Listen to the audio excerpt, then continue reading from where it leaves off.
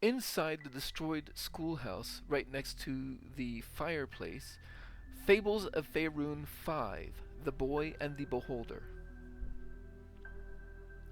A shepherd's son tended to his father's flocks on the banks of the Keonthar. The days grew long, and the boy grew bored. To amuse himself he called out, "Beholder! Beholder!" The shepherd came running, but there was no beholder.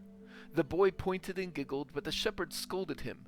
"Do not cry, beholder, when there is no beholder. Promise?" "I promise," said the boy. But the next day was as boring as the last. "Beholder!" the boy cried, and his father rushed to his side.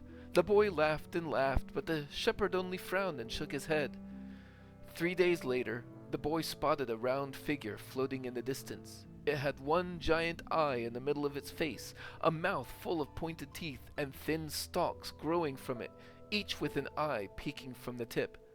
"Beholder! Beholder!" he shouted, but no one came. The beholder began to float towards him, and the boy turned and sprinted along the river. He ran and ran until he reached a high bank and could run no more. The boy cried and cowered, bracing for the beholder's deadly ray. Instead, a familiar voice said, "Turn around." The boy turned. There was no beholder, only the shepherd clad in a woolen cloak. A giant eye was painted on the front and a "To Thee Ma" below. Vines were sewn to the cloak's edges. "You scared me," sobbed the boy. "That makes us even," says his father, as he dried the boy's tears. The boy never cried beholder again.